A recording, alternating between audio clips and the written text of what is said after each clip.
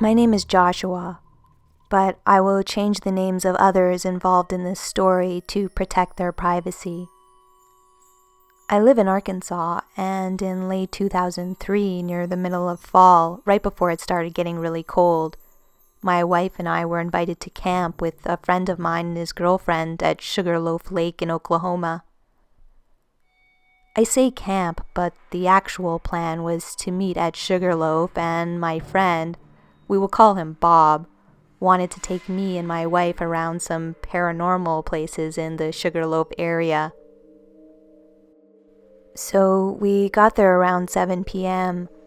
I was driving a white Ford 1996 F-150.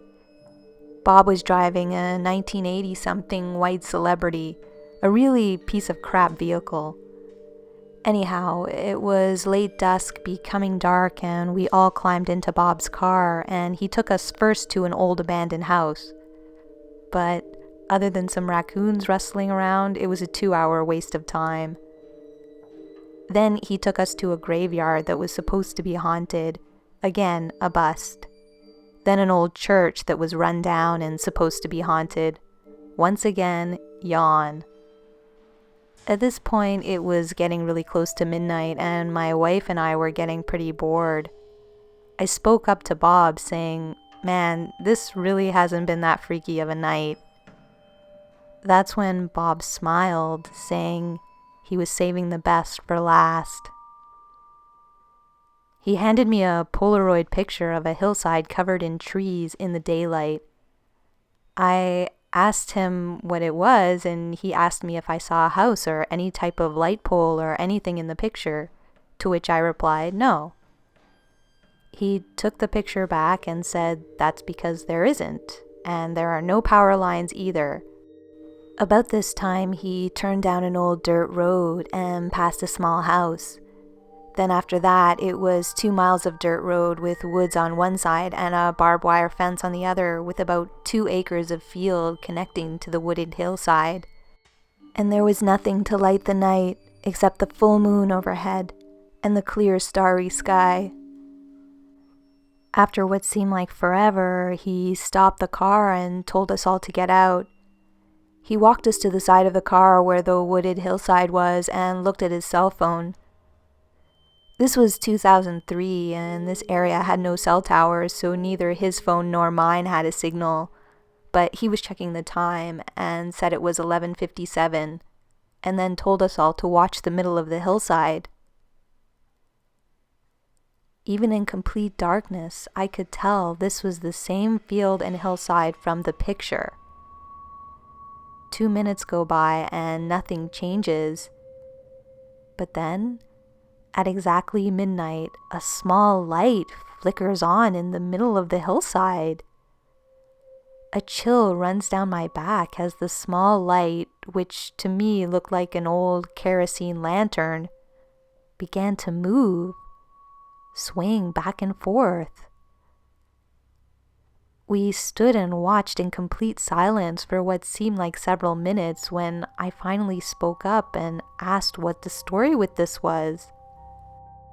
Bob said he didn't know, but locals told him that at midnight, every night, this lantern lights up and sways back and forth through the woods until the sun comes up, and then it disappears, and nobody knows why.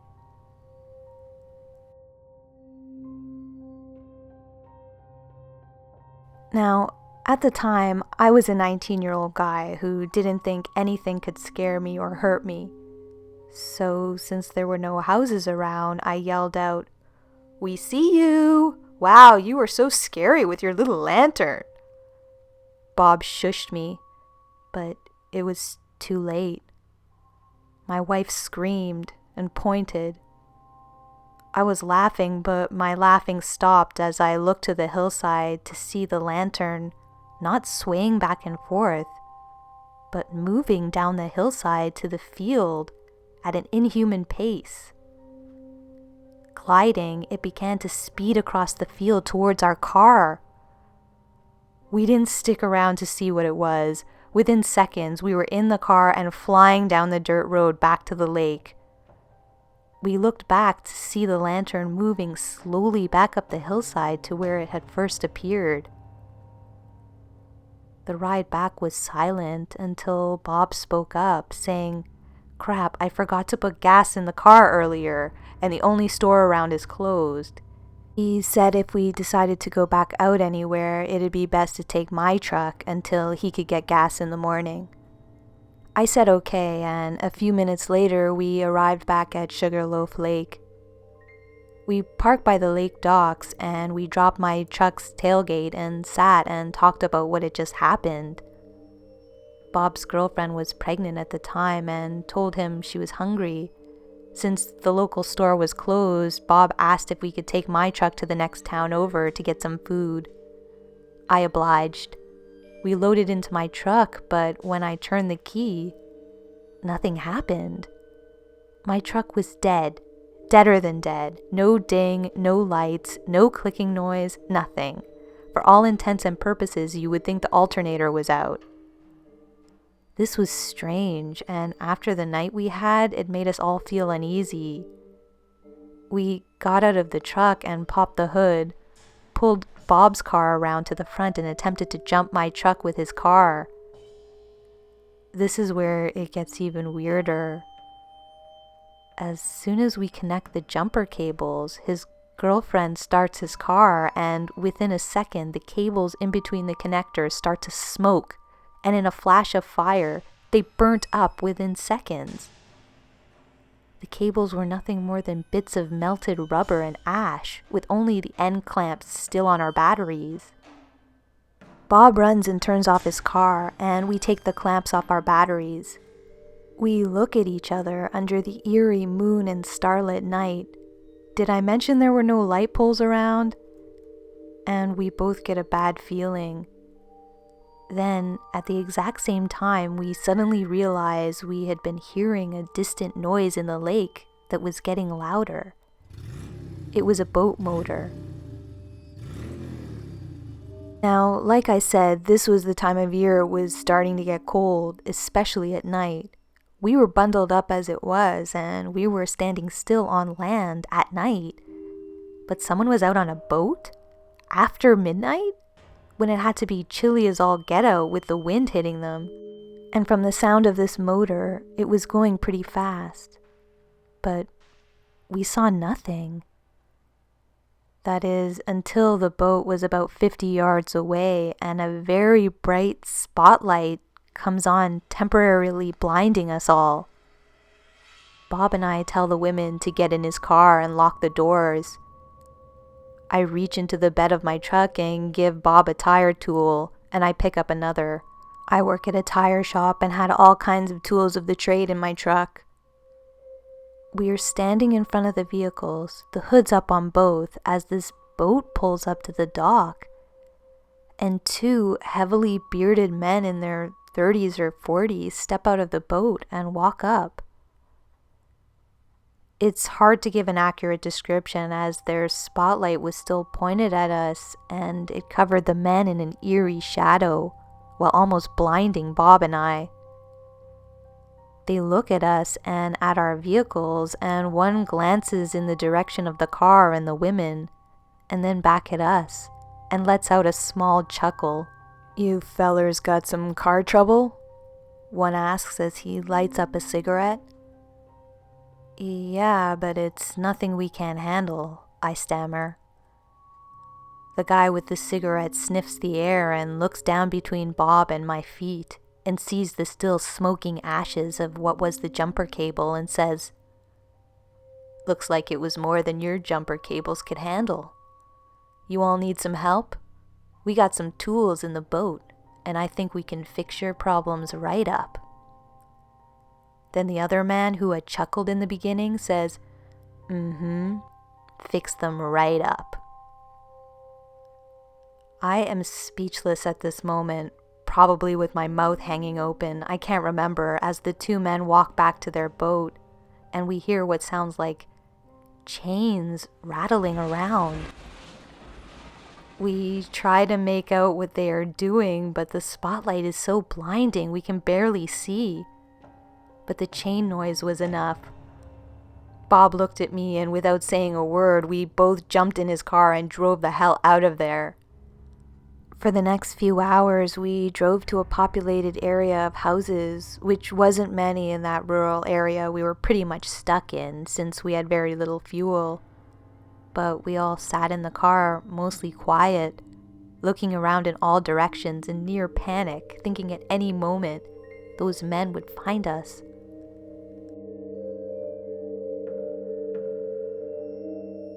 Bob would turn his lights on every now and then, thinking he had seen movement in the dark. After a while, the women fell asleep, and Bob and I talked about how weird this whole ordeal had been. And he laughed, saying, "I told you it would be a scary night. I didn't know it would be this sort of scary." At this point, the paranormal lantern wasn't even the main thing freaking me out.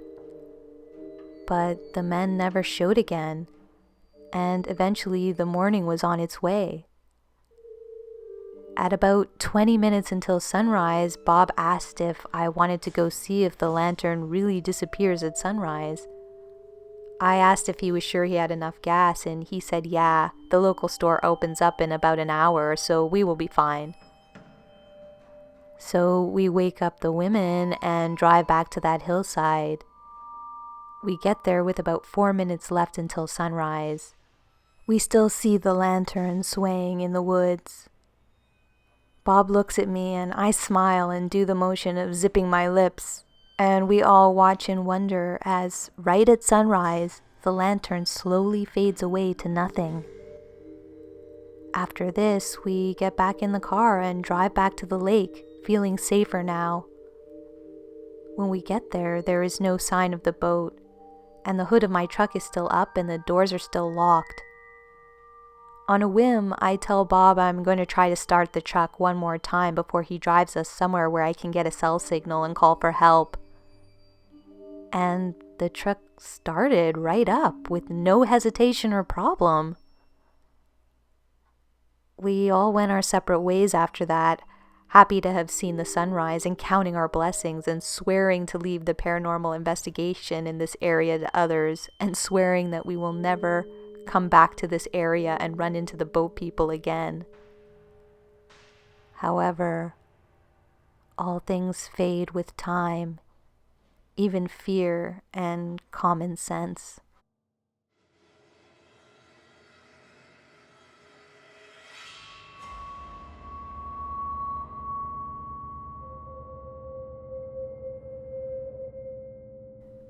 Three years later, Bob, who I haven't seen in almost 2 years at this point, calls me up and says he has a proposition for me. He tells me he has a group of himself and 3 other Wiccans who go out and do seances in haunted places, and asks me if I would be willing to film their sessions for their records, and that they would pay me well for my services. I'm no Wiccan, but I have always loved the paranormal, even after what I went through at Sugarloaf. I still had an itch to scratch when it came to getting scared and dealing with the unknown. So I asked when and where. But when he answered me, I got a terrible gut feeling, and I wished so much that I had trusted my gut and told him I had changed my mind. "Remember that lantern light out near Sugarloaf?" he asked me, as if there was any way I could ever forget. "Yeah," I said. "Why do you ask?" I told my group the story, and they want to do the ritual there and see if we can contact the spirit. "I don't know, man," I said. "Oh, come on, Josh, trust me, you will be safe, and I'm going to pay you $250 just to sit there and film it." At the time, I was about to become a father and money was tight, so I had to weigh out my fear of the area with how important it was to make extra money. So, against my better judgment, I accepted the offer. A week later, I was in the same beat-down celebrity Bob was driving 3 years before. This time with Bob and 2 guys and 1 girl that were complete strangers to me. They each were dressed very gothic and had these pentagram necklaces or something of the sort. It was 11:50 when we got there, and the 4 of them sat in a tight circle, and I was behind them, filming as they all started chanting something. The next part of the story haunts my dreams and even waking hours to this day. As his group is chanting, Bob lights up this huge candle in the middle of them and opens up some sort of book. It's not like a scary antique spell book or anything. It looks like a newer hardcover. Anyways, he starts reciting words from it, and then he looks at his phone and tells his group to be quiet and look at the hill. I turn the camera on, and at midnight, on the dot, the light appears. One member of Bob's group blurts out, "Cool!" I roll my eyes, since the way these people were dressed and the way they carried themselves, the word cool didn't seem to fit in their vocabulary. Then Bob says to his group to join hands as they attempt to communicate with the spirit. I turn my back to the light and begin to film the group as they begin chanting, and Bob reads from the book. Then they start asking questions in hopes the spirit will respond. About this time, the wind picks up and Bob's candle goes out. He tells everyone to hold on and tells me, "Cut the camera for a minute." And I oblige and stop recording and watch as Bob tries his lighter. Then 2 lighters from his group, but none of the lighters are working. I'm sitting down watching the group when I start hearing a rustling behind me. I jump up, leaving the camera on the ground, and spin around. Bob and his group are preoccupied with their candle and lighter problem, and as I spin around, I'm blinded by the brightest light I have ever seen. What I believe was the lantern up close and personal. But as quick as it appears, the light is gone, and the lantern is nowhere to be seen. If it was the lantern that blinded me, it had moved from the hillside across the field and right behind me without me even realizing it within the span of maybe 30 seconds. I look around for the lantern on the hillside and nothing. It's only 12:15 or so, and the light has always stayed until sunrise. At this moment, the wind quits blowing and I hear Bob's lighter finally flick, and I see it light up, and I mutter, guys, did you see that?" They all turn and ask what I'm talking about, but before I can answer them, we all are stopped dead in our tracks by a distant laughter coming from seemingly nowhere and everywhere around us. And this is no ordinary laughter. This laughter sounds like the laughter of hundreds, maybe even thousands of children. The best way I can describe this laughter is for you to imagine listening to a large group of kids singing "Row, row, row your boat." You know how one kid will start and seconds later another will join in, starting at the beginning of the song and so on and so forth? Well, this sounded like hundreds or thousands of children laughing, as if one would start laughing, then seconds later another, then another, and another and another, and the laughter was getting louder, closer. There was sinister laughing, goofing laughing, giggling all around us, coming from all directions. I was shaking, I couldn't move, I was spinning around and looking off into the distance. This couldn't be real. This sort of thing doesn't happen. What was happening?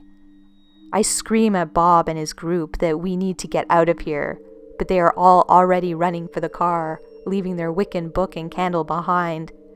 And without hesitation, I run after them and jump in the car just as the laughter is becoming deafening. We get out of there and drive about a mile up the road and pull over as Bob is in no condition to drive. We are all freaking out. We all get out of the car, pacing around the car, asking each other if we really just heard what we heard. I tell Bob that I'm sorry, but I left his camera behind.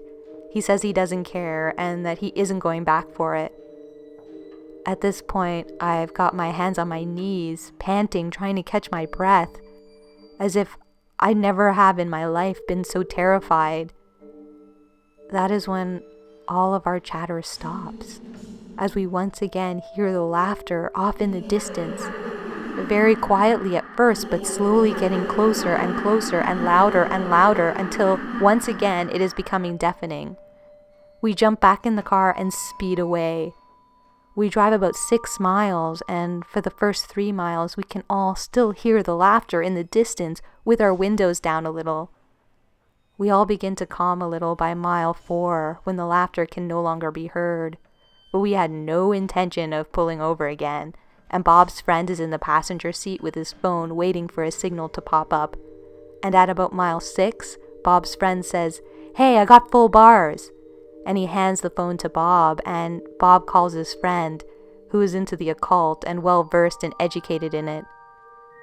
Bob later told me his friend told him she believed it was the children of Hecate or something like that. I have no idea about what Hecate is, but it sounded like a guess to me. Anyways, as Bob is on the phone speeding out of the area, me and the 2 other people in the back seat all get a chill at the same time. They told me later that, just like me, the hair on the back of their necks stood up as a loud snapping noise comes from the front end of the car, and the thing stops dead in its tracks and will no longer move forward. Bob tries everything, but the car is not moving. We later discovered that a tie rod had snapped. Anyway, the friend Bob was talking to on the phone only lived about 20 minutes away from where we were and said they were on their way.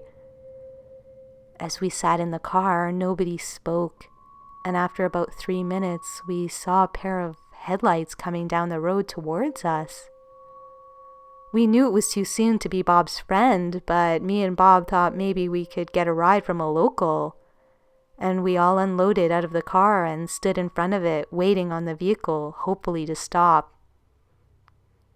As it comes into view, it's a beat-up old pickup truck, and it slows down. And in the truck are 2 men in their 30s to 40s with huge beards. And they stare at us, and then speed up after passing by. I look at Bob, and before I can speak, he says what I was already thinking.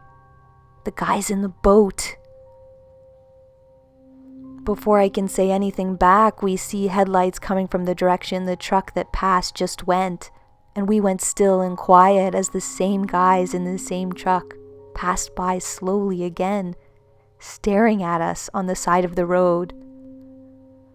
Bob called his friend back and told her to drive like hell and get here now, and hung up.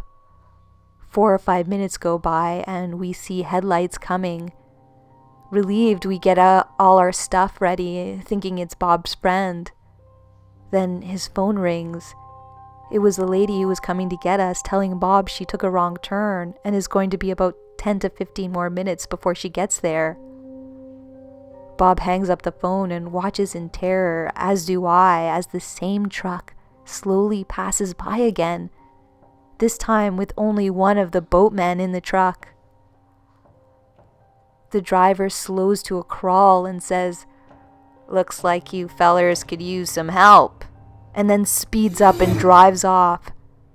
This cemented the fact to Bob and I that we were definitely dealing with the boat guys. But where the hell did the other guy go? Why wasn't he in the passenger seat? And to make matters worse at this point, something we had almost completely forgotten about due to the boatman came back. We began to hear the laughter again, off in the distance. And over the next few minutes, it started getting closer and closer. The sound is getting deafening again, and we have nowhere to run this time. And then, from behind our car, off in the distance, we see 2 sets of headlights coming on and 2 vehicles coming towards us, slowly, side by side, taking up the entire width of that backcountry road. The laughter now seems to be coming from the woods on both sides of the road we are stuck on, and it seems to be zeroing in on us, as if hundreds or thousands of children are within reaching distance of us. There is no wind, no sound other than the crunch of the tires on the rocky dirt road of the 2 vehicles slowly driving towards us. with our last shred of hope fading away into the laughter of the children and the headlights of the two vehicles surely being driven by the boatmen, we see, coming from the other direction, another set of headlights coming fast. We hold our breath. The laughter, the boatmen, what could be next? How will we get out of this? And that's when the vehicle that was coming fast pulls up, and it's Bob's friend. She unlocks the door on her car and rolls her windows down and tells us all to get in. When this happens, the two sets of headlights coming from the other direction turn off, and Bob's friend says, "Oh my God, you weren't kidding about the laughing kids." She screams, "Get in!" And we do. We begin to tell her about the boat guys, and she turns the car around, and no sooner than she starts to drive away, these two sets of headlights come on again, this time with their brights on, and they were about a car length behind us. I yell to the driver, "Go, go, go!" Channeling my inner Jeff Goldblum, I tell her, "Faster, must go faster." She floors it, and for about a mile, the two vehicles stay right behind us. Then they turn off onto a side road. For about the next 2 miles after that, we can all hear the laughter still way off in the distance with our windows down. Then, after 3 miles, the laughter was gone. To this day, I have no explanation for what happened, what the laughing children were, why the laughing followed us. If the boatmen were connected to all this somehow, or if they were merely a coincidence that happened to terrify us at the same time as the paranormal stuff was happening. But if that is the case, why did they not react to the laughing children sound? Is the laughter connected to the lantern? Or did Bob and his group mistakenly call forth the laughing children through their ritual? This happened years ago, but I still feel just as terrified now when I tell people about it or think about it. I hope somebody who hears this and has had a similar experience can share their story with me. In a weird way, I believe that would help me deal with the trauma this experience still causes me to this day. To all of you who think the paranormal is just a fun hobby to get your thrills with, I beg of you, and I warn you, that we are not prepared for what is really out there. You can think nothing will scare you or harm you, but we are dealing with unknown things, and you have no idea how powerful the paranormal could be. If you use the paranormal as a thrill-seeking hobby, just use caution and always have your vehicle checked out beforehand. Hope everyone who hears this sleeps well. But I know that after telling my story like this, that for at least the next few nights, I will be getting no sleep at all.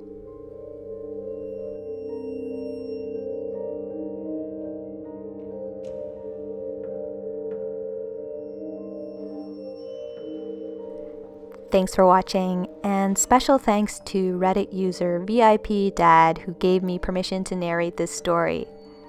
This story has been abridged slightly for the video just for length and readability. To read the original, please follow the link in the description below. I know some people will wonder if this one was really a fairy story, but to me, it actually had all of the hallmarks of a classic fairy story from Ireland or Scotland. In those stories, when someone interferes with the fairy people in some way, they end up tormented by them, and the laughing children seem like the perfect illustration of that to me. As for the boatmen, in the old Irish stories, fairies tend to inhabit the same space as ghosts and cooperate with each other. So in this story, it seems like the boatmen were spirits who were tasked with protecting the fairies and scaring off anyone who got too close. I want to give special thanks to everyone supporting me on Patreon. I really appreciate you guys. Your support is just helping to keep me going. If you want to support me on Patreon, there's a link in the description.